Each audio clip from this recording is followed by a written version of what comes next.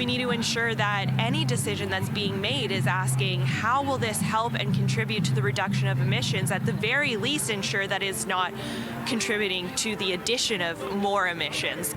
Save our planet.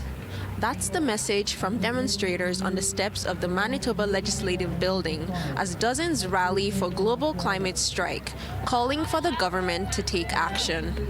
There are a number of Manitobans who are gathering today in honor of Fridays for Future's global climate strike. And so groups from around the world have come together and today are celebrating that coming together and also demanding climate action. Fridays for Future is a global movement started by Greta Thunberg to protest government inaction towards climate change.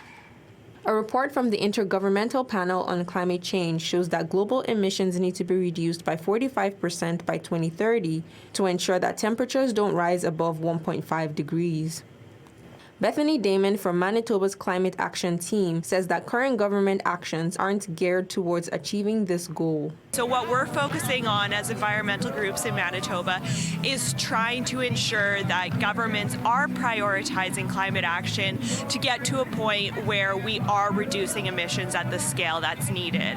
The Manitoba Climate Action Team has highlighted strategies they want to see taken to reduce emissions. So we focused on 4 different areas: how we can feed ourselves without the use of fossil fuels, how we can transport ourselves without the use of fossil fuels, how we can heat and live in shelters without the use of fossil fuels, and then the final lens that we're focusing on is electricity. So what are our electricity needs in Manitoba in order to make this possible?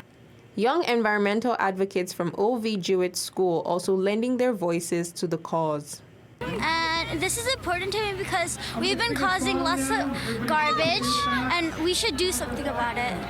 And most of the pollution comes from garbage and factories, and we should do something because someday the planet will die and we can maybe save it from not dying. In Winnipeg, Timmy Olatunde, City News.